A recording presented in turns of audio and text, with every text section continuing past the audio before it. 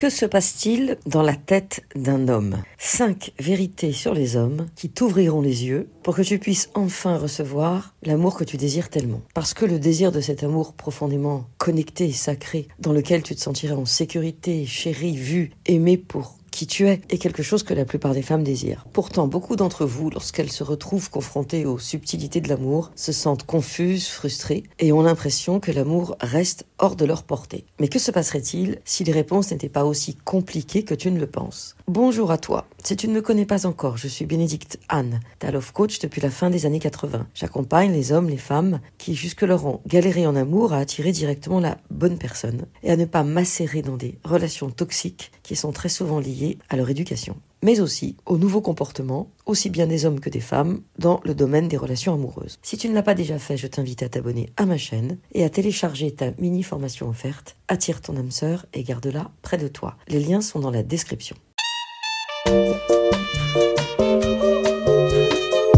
Alors, que se passe-t-il dans la tête d'un homme? Que se passe-t-il derrière leur silence? Et quelles sont les 5 vérités surprenantes sur les hommes qui pourraient bien changer ta façon de voir l'amour et la façon dont l'amour se manifeste pour toi? D'abord, il faut que tu saches, vérité numéro 1, que les hommes ont une véritable profondeur émotionnelle. Et sous des réactions discrètes, et qui parfois frôlent l'inexistence, je l'admets, se cache un monde de sentiments qui ne demande qu'à être exploré. Pourtant, la plupart des hommes les gardent secrets, parce qu'ils pensent que c'est trop intense, ou que les révéler les rendrait vulnérables. Alors lorsque toi, tu ouvres et tu partages ton moi authentique, et donc ta vulnérabilité, c'est-à-dire ce que tu vis vraiment, tu lui donnes le courage de plonger dans son propre océan d'émotions. Tu vois, par exemple, quand tu lui dis quelque chose de positif comme « Lorsque, au date numéro tant, tu as dit ceci ou tu as fait cela, tu m'as profondément touché. » Et lui, il peut te dire quelque chose du même ordre ou pas, et ça n'a pas d'importance. Et tu peux aussi lui dire « Tu vois, lorsque nous avons fait l'amour la dernière fois et que tu es parti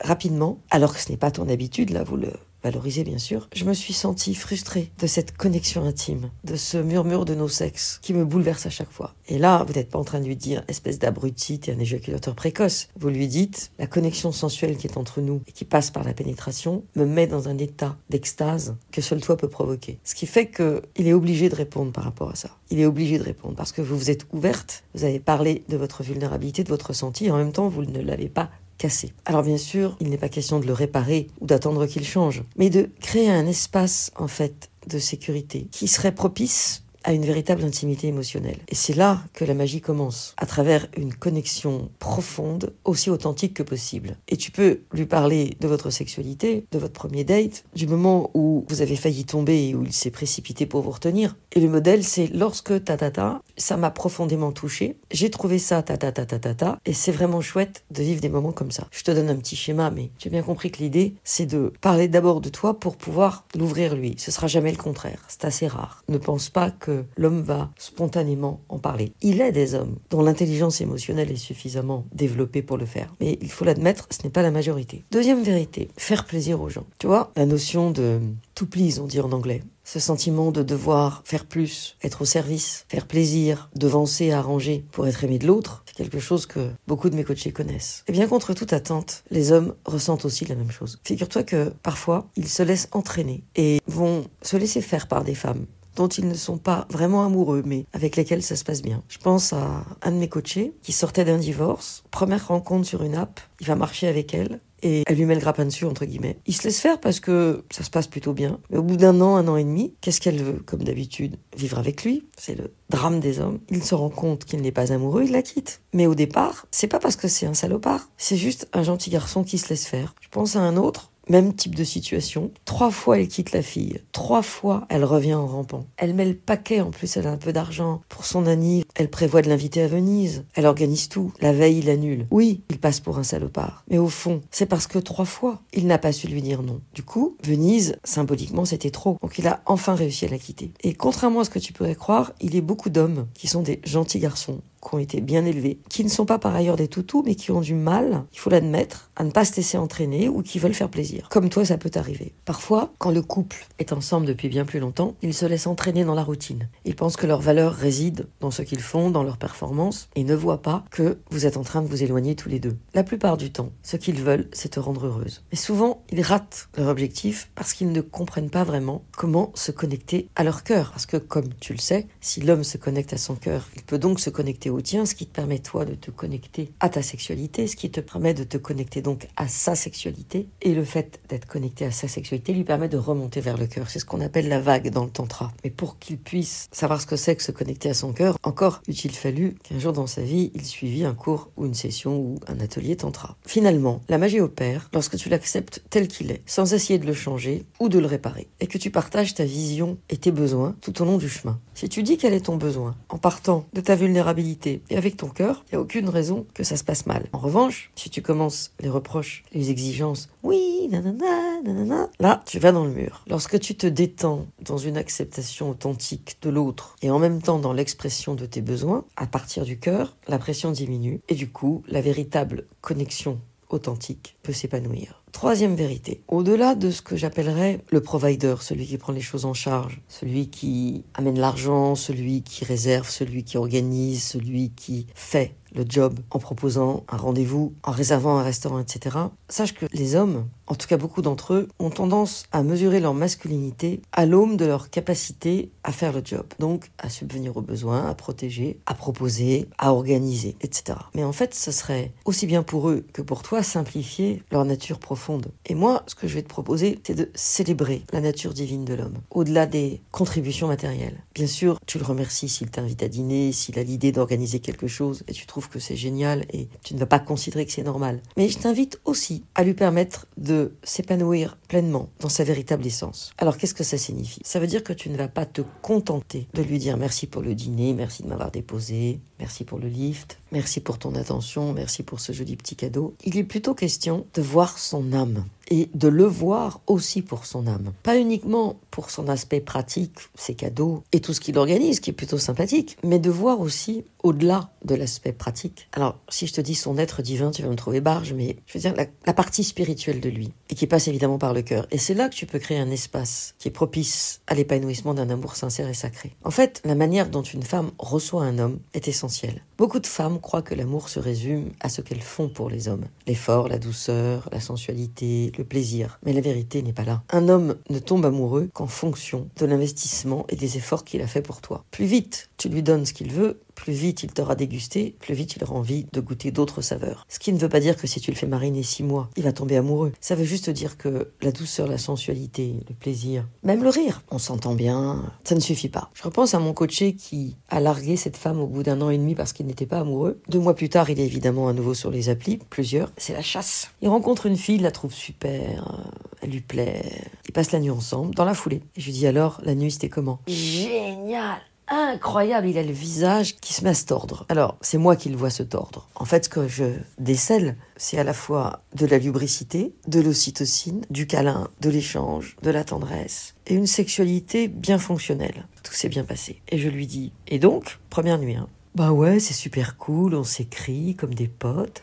Mais vous n'avez pas eu envie de vous revoir quand on s'entend aussi bien, qu'on fait l'amour aussi bien. Ah bah non. Mais lui, il ne réalise pas ce qui se passe. Lui, il a reçu un beau cadeau, très beau cadeau. Il était sous le sapin de Noël. C'était le premier cadeau. Mais derrière, il y a tellement d'autres femmes à découvrir. Alors dans sa tête, il cloisonne. Et toi, si tu es cette femme, tu as l'impression que tu peux y aller, tu peux passer la première nuit avec lui parce que de toute façon, vous êtes connectés. Et ce qu'il se passe est exceptionnel. Pour autant, lui, il n'est pas connecté. Lui, il ouvre son paquet cadeau. Il joue avec son nouveau jouet, et une fois qu'il en a fait le tour, il ne pense qu'à une chose, c'est à ouvrir les autres paquets. Je reviens donc sur cette phrase, un homme tombe amoureux en fonction du temps qu'il a pris pour te connaître et pour te conquérir, et de la façon dont tu lui as donné envie de te connaître davantage. Pas parce que tu auras été gentil que tu auras bien fait l'amour. Ce n'est pas nouveau, mais c'est une réalité. Ce ne sont pas tes actions qui le poussent à s'engager. C'est la façon dont tu l'accueilles. C'est la façon dont tu apprécies sa planification, son organisation, son aide et même ses plus petits gestes. En reconnaissant sincèrement ses efforts, tu réveilles son instinct profond,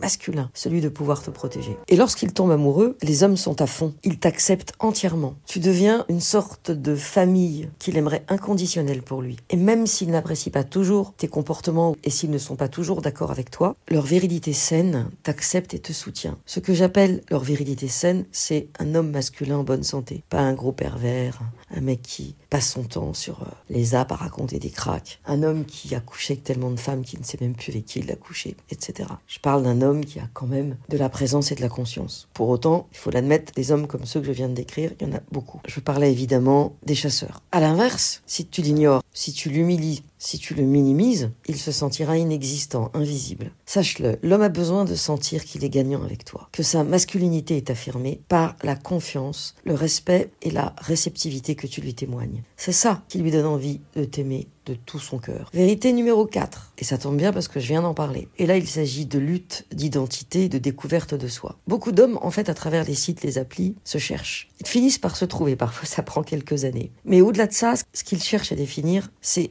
qu'est-ce que ça signifie être un homme aujourd'hui. Ils sont souvent accablés par des attentes excessives ou dépassées. Entre les femmes qui se prétendent féministes, qui veulent tout contrôler, tout partager et pensent que l'homme est une femme et la femme est un homme, et puis celle qui va trouver normal qu'il devienne le provider, celui qui paie tout, celui qui fait tout, celui qui prend en charge aussi bien la maison que la sexualité et qui va donner envie à la femme de faire l'étoile de mer. Bon, ces deux profils sont des caricatures, mais si on rajoute encore celle qui va jouer tous les jeux stratégiques et glauques du dark féminin dont elle a entendu parler sur TikTok et qui va se comporter comme une princesse, pour finir avec la Cosette qui va passer son temps à raconter à quel point elle manque d'estime d'elle-même, l'homme passe d'une femme à l'autre et ne sait plus finalement à quel sein se vouer et qu'est-ce qui est juste. Évidemment, s'il fait un travail sur lui, c'est mieux. C'est pas toujours le cas. En tout cas, ta compréhension, ton acceptation de qui il est, ton ouverture d'esprit vont le soutenir et l'enrichir. Et moi, je t'invite, une fois de plus, à célébrer son parcours, ses initiatives, ce qui fait son unicité, sans te précipiter pour le réparer, pour le changer. Les hommes sont toujours plus sensibles, émotifs et dépendants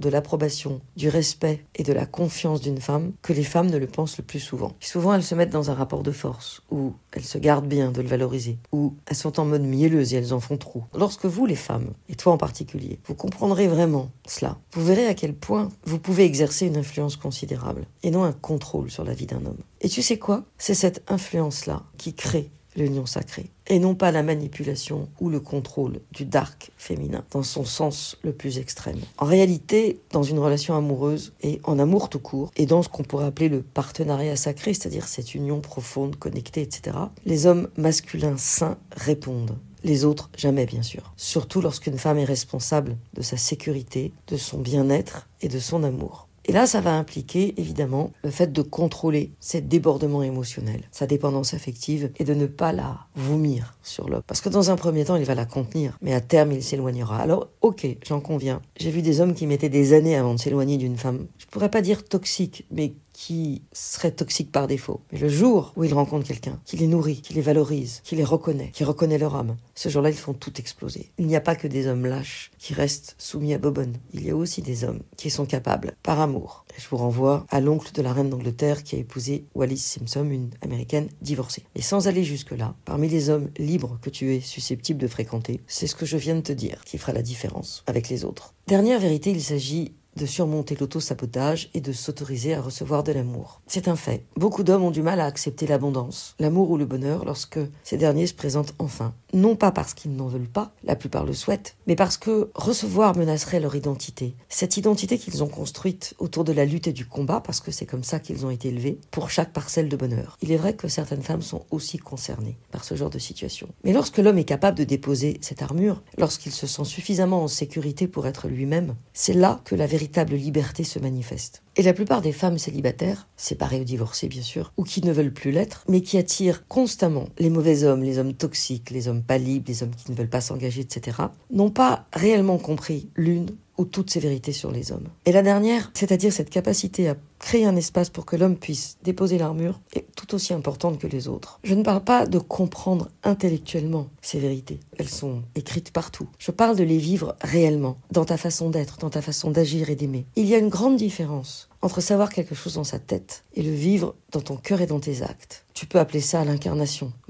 de ton féminin, ou tout simplement le fait d'être grounded. Je sais pas comment le traduire, c'est d'être incarné, c'est un petit côté ésotérique du baba cool, type Woodstock, quoi. Alors qu'en réalité, ce dont je te parle, c'est d'être connecté à tes racines, positionné, savoir qui tu es, et vivre ce que tu ressens et le partager. Bon, je vais pas te raconter d'histoire, ça demande beaucoup aux femmes qui vivent depuis longtemps à travers les programmes non seulement de la société, mais aussi de la famille et de leur éducation. C'est-à-dire, les femmes sont meilleures, elles sont plus fortes que les hommes, elles sont plus capables. À l'école, elles travaillent mieux. Et soudain, alors que tu as reçu des programmes aussi bien éducatifs qui viennent aussi bien de l'école que de la société, et bien sûr de ce que tes parents t'ont transmis. Et là, tu es censé penser, ressentir, vivre et agir selon des vérités qui vont à l'encontre de tout ce que tu as appris, de tout ce qu'on t'a dit. Ton cœur te dit peut-être oui à l'union sacrée, oui à l'abandon, oui à reconnaître l'autre dans sa différence, mais ton esprit te dit non, jamais, tu peux crever. Moi, ce que je veux, c'est garder le pouvoir et le contrôle, et je le comprends très bien. Moi aussi, je suis passée par là. Moi aussi, j'ai été dans un contrôle permanent, dans une espèce de certitude. Il m'a fallu beaucoup de temps pour voir l'homme à travers son aura, à travers son âme, à travers sa singularité et aussi sa personnalité. Parce que tous les hommes ne sont pas fascinants et tous les hommes n'ont pas des personnalités magnifiques ou une manière de prendre soin de l'autre époustouflante. Il s'agit toujours d'une rencontre. Et dis-toi bien que sur le nombre d'hommes que tu vas croiser, il y en a forcément un qui sera réceptif à ta nouvelle façon de le voir. Et moi, je suis là pour t'aider à l'accueillir autrement, si tu es bien sûr prête pour cela. Car si tu veux cesser d'attirer les hommes toxiques, les hommes pas disponibles, les hommes qui te filent des miettes. Ou pire, si tu veux cesser de rester coincé dans des situations amoureuses inextricables ou dans des relations sans issue, tu dois impérativement commencer à vivre ces vérités. Pas seulement à les connaître, mais à les incarner. Et c'est exactement ce que je fais dans le Love Circle. Il est temps de te défaire des émotions qui te submergent, d'être honnête avec ce qui se passe vraiment en toi et de co-créer la vie sacrée et pleine d'amour que tu mérites. Car ton histoire d'amour magnifique, divine, pleine, réciproque, spirituelle, sensuelle, etc., ne t'attend pas quelque part, elle t'attend déjà en toi. Il est temps de te l'approprier, de la vivre et de l'invoquer. Et si tu es dans une relation que tu souhaites transformer, cela commence déjà par toi. Et toi, est-ce que tu as déjà intégré quelques-unes de ces vérités? Est-ce que tu les as apprises très tôt ou plutôt récemment? Et qu'est-ce que ça a changé dans ta vie? Dis-le-moi dans les commentaires, je serai ravie de te répondre. Merci d'avoir écouté ce podcast jusqu'au bout. Merci de le liker s'il t'a plu, de le partager si tu penses qu'il peut aider des personnes de ton environnement. Et à bientôt pour une nouvelle vidéo ou un nouvel audio, en général le vendredi.